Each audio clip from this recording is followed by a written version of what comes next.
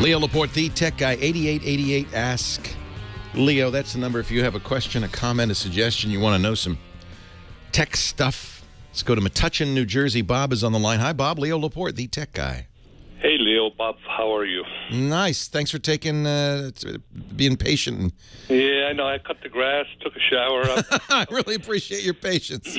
I met you many, many years ago over in Cupertino at the mall when you and Kate Patella were doing the screensavers, and she looked up and says, "Who should I make this out to?" And I said, "Flob." And she goes, "Leo, it's Flob." And ever since, did she actually make it out to Flob? Yeah, exactly. And I had chatted with you back then, but it's been... I remember. You know, I brought my little daughter on that event because that was many moons ago. She was probably 4 or 5. And she thought it was the strangest thing that people wanted autographs. And then they started asking her for autographs, which was cute. I do remember Flob. Yeah, that's when we were young and foolish. Yes. Anyway, I do a lot of what you do, but I'm like in my own little world here, and I support tons and tons of people. And my biggest issue is that it's difficult to recommend and make recommendations to clients for what they should buy, especially with the demise of what's happening with Dell, because, you know, they had good support. They had good support contracts. So long story short, I referred a client to get a new Acer V5 571PG laptop, touchscreen, Windows 8, everything's nice. Well, it's been 31 days now, and he has consistent issues with dropping out of Wi-Fi. And all the forums on Acer and everywhere else you talk about, everybody's got the same problem. And you don't get any kind of in-house support. You got to mail it in, and they say, well, we're going to make sure you back up your data, make sure this... So the bottom line is, you know, there's no bringing it back to where you bought it, and you either got to sell it on eBay, and what do you buy today? What do you tell a customer to get when they have a small business and you don't have issue? You know what I'm saying? I do know what you're saying, and the problem with Acer, and this is true of a lot of companies right now, is that they're a Chinese company, a Taiwanese company, and really, you know, unless you buy third-party support, which might be a solution. I don't know what to do. I have an Acer Ultrabook, the S7, which I love. Hasn't had any trouble with Wi-Fi. And understandably, these companies, unless they hear from a huge number of people, are going to assume it's something you're doing or something with your network. Perhaps your client's Wi-Fi is a little weaker than normal, or they're a little farther away from the access point. And so it's very difficult for them to say, well, yeah, it's our fault, unless everybody... And that means a lot of people, they probably sold hundreds of thousands of this, complains.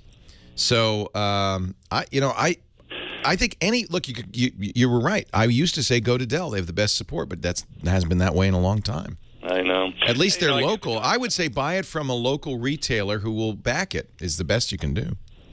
Yeah, I hear what you're saying. So I've given a few options. I mean, you know, we did all the tests. Every device in the network works, all the routers work. Yeah. It's just that one machine, so we've dedicated, you know, sounds like a hardware problem with that machine. Sometimes they design laptops, you know, there's such a tight tolerance in there, it's so squished together that they don't take fully into account how it will attenuate the Wi-Fi signal.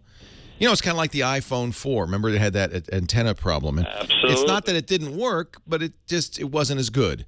I presume you've updated the drivers, you updated the BIOS, you've done everything. Yeah, I everything think imaginable. It's probably a hardware problem. I do what you do. Yeah, I'm your clone, but on the East Coast. You know, so it's probably you know, a hardware problem, and I think this is one of the reasons PC sales are dwindling.